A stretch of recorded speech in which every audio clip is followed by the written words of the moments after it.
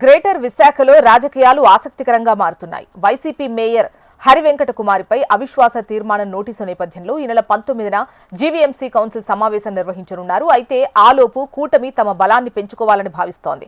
మరోవైపు రాజకీయ సమీకరణాలు కూడా రోజురోజుకు మారిపోతున్నాయి. వైసీపీ నుంచి కార్పొరేటర్లు కూటమి వైపు చూస్తున్నారు. ఈ నేపథ్యంలో మాజీ ఎమ్మెల్యే నాగిరెడ్డి కుమారుడు వంశీరెడ్డితో పాటు పలువురు వైసీపీ కార్పొరేటర్లు కూటమి నేతలతో మంతనాలు జరుపుతున్నట్లు తెలుస్తోంది. మేయర్ పీఠం కూటమికి దక్కేలా అడుగులు పడుతుండటంతో విశాఖ రాజకీయాలు ఉత్కంఠ రేపుతున్నాయి.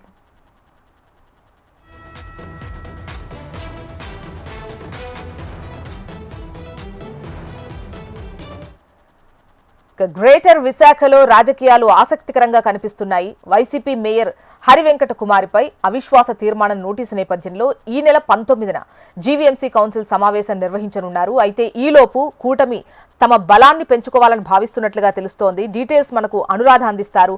అనురాధ, చెప్పండి, అవిశ్వాసానికి సంబంధించి ఏ రోజైతే కౌన్సిల్ జరుగుతుందో ఆ రోజు వరకు కూటమి బలాబలాలు ఏ విధంగా ఉండేటువంటి అవకాశాలు మీకు కనిపిస్తున్నాయి? ఎవరెవరు కూటమి వైపు చూస్తున్నారు?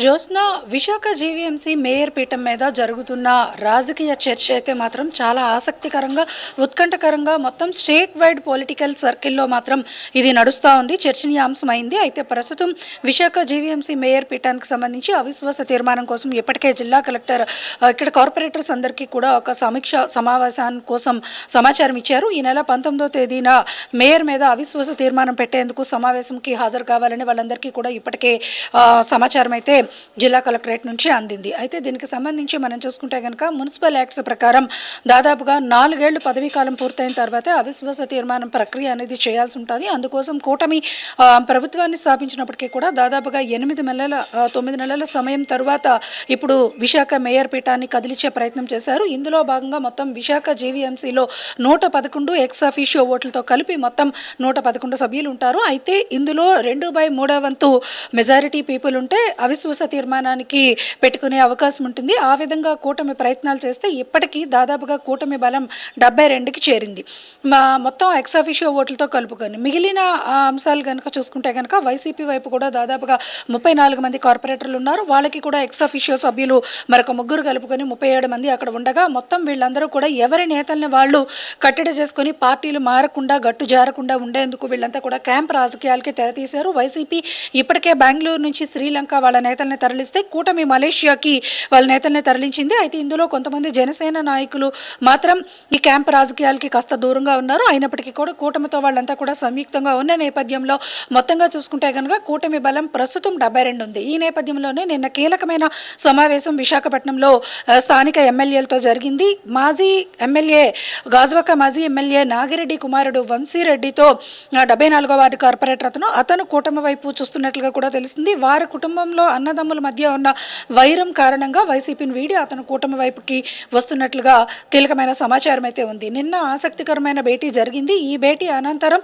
పూర్తి స్థాయిలో కూటమి బలాన్ని కూడగొట్టుకుంది. రేపు 19వ తేదీన అవిశ్వాస తీర్మానాన్ని నెగ్గేందుకు వాళ్ళందరూ కూడా ఇప్పటికే తమ బలాబలాన్ని పూర్తి స్థాయిలో సమకూర్చుకున్నారు. కాబట్టి అవిశ్వాస తీర్మానం వైపు వాళ్ళు పూర్తి స్థాయిలో ఒక ధీమాను అయితే వ్యక్తం చేస్తూ ఉన్నారు కూటమి నేతలు. అలాగే క్యాంపులో ఉన్న మరికొంతమంది వైసీపీ కార్పొరేటర్స్ కూడా కూటమి నాయకులకి టచ్లోకి వచ్చారు. ఖచ్చితంగా మేము కూడా కూటమి వైపుకు వస్తున్నామని చెప్పినట్లుగా ఆ నేతల నుంచి సమాచారం వస్తుంది. కానీ వైసీపీ నేతలు కూడా అది మేము ఖచ్చితంగా దాన్ని ఖండిస్తున్నాము, మా నేతలంతా మా దగ్గరే ఉన్నారు, మేము కూడా వీటిని ఏదైతే ఎలా ఎదుర్కోవాలన్న ప్రయత్నాలు మా వైపు నుంచి కూడా మేము చేస్తున్నామని చెప్పి బొత్స సత్యనారాయణ లాంటి కీలకమైన నేత, సీనియర్ అతను కూడా వాళ్ళ పార్టీ నాయకులకి దిశ చేస్తూ ఉన్నారు. అయితే రెండు వైపుల నుంచి కూడా హోరాహోరీ పోరు అనేది సహజమే. కానీ కేవలం స్థానిక సంస్థల ఎన్నికల్లో కేవలం ఒక జీవీఎంసీ మేయర్ పీఠం కోసం ఇంత స్థాయిలో క్యాంప్, విదేశ యాత్రలతో సైతం క్యాంపులకి పెట్టి ఇక్కడున్న నేతల్ని తరలించే ప్రక్రియ మొదటిసారిగా విశాఖపట్నంలో చూస్తున్నామని పొలిటికల్ సర్కిల్ అంతా కూడా అంటున్నారు. అయితే ఏది ఏమైనా కూడా విశాఖ జీవీఎంసీలో ఈ స్థాయి రాజకీయం అనేది ఎప్పుడు కూడా జరగలేదు. ఇంత క్యాంపు రాజకీయాలను పెట్టి ఇంత లాంగ్ టైంలో క్యాంపుల్ని రన్ చేస్తూ మరి మేయర్ పీఠాన్ని చాలా ప్రతిష్టాత్మకంగా కైవసం చేసుకునేందుకు కూటమి చేసిన ప్రయత్నాలు ఈ గ్రేటర్ ఆపరేషన్ అనేది దాదాపుగా ఎండింగ్ స్టేజ్కి వచ్చిందనే చెప్పాలి. మరి 19వ తేదీన అవిశ్వాస తీర్మానానికి అందరూ కూడా సిద్ధమవుతూ ఉన్నారు. ఇప్పటికే విదేశాల్లో ఉన్న ఎవరైతే క్యాంప్ రాజకీయాలకి అక్కడ క్యాంప్ శిబిరాల్లో ఉన్నారో వాళ్ళందరినీ కూడా తిరిగి విశాఖపట్నం చేరుకోవాలి సోమవారం కల్లా అన్నట్టుగా ఆయా పార్టీలు సిద్ధం చేశారు. మరి చూడాలి ఈ క్యాంప్ రాజకీయాలతో విశాఖ గ్రేటర్ పీఠం ఎవరికి సొంతమవుతుంది అనేది. అయితే దాదాపుగా కూటమి తన బలాన్ని అంటే మనం ఏ విధంగా చూసుకున్నప్పటికీ కూడా దాదాపుగా 2/3 వంతు అంటే 74 మంది ఓట్ చేస్తే కనుక వాళ్ళకి మేయర్ అవిశ్వాసం మీద వాళ్ళు నెగ్గే అవకాశం ఉంటుంది. ప్రస్తుతం అయితే మాత్రం కూటమికి అందరూ అంటే సిపిఐ, సిపిఎం, ఇండిపెండెంట్స్ అలాగే రాజకీయ వలసలతో వచ్చిన కార్పొరేటర్స్ వీళ్ళందరినీ కలుపుకొని కనుక చూసుకుంటే కనుక ఇప్పటికే 74కి వాళ్ళు రీచ్ అయ్యారు కాబట్టి ఖచ్చితంగా వాళ్ళు మేయర్ పీఠాన్ని కైవసం చేసుకునే అవకాశం ఉంటుంది. లాస్ట్ ట్వీట్స్లో భాగంగా ఏదైనా ఒక మిరాకిల్ జరిగితే కనుక వైసీపీ దాన్ని అడ్డుకునే ప్రయత్నం కూడా చేయొచ్చు. అయితే దీని మీద పూర్తి స్థాయి ఉత్కంఠత అయితే మాత్రం కొనసాగుతూనే ఉంది. మొత్తానికి విశాఖపట్నం జీవీఎంసీ మేయర్ పీఠం క్యాంప్ రాజకీయాలతో కాకరేకెత్తిస్తూనే ఉంది. చూడాలి ఈ ఇజ్జత్ కా సవాల్ అన్న దాంట్లో ఎవరు మరి వీగిపోతారు, ఎవరు విన్ అవుతారు అనేది. ఇది మాత్రం చాలా ఉత్కంఠంగా మొత్తం రాష్ట్ర రాజకీయాలని విశాఖ వైపు చూసే విధంగా చేసింది. మొదటిసారిగా ఒక మేయర్ పీఠం కోసం ఇంత స్థాయిలో రాజకీయ చర్చ అనేది జరుగుతుంది జ్యోత్స్న. మరి చూడాలి 19వ తేదీ నాటికి ఎలాంటి రాజకీయ సమీకరణాలు విశాఖపట్నంలో చోటు చేసుకుంటాయన్నది. రైట్ అనురాధ.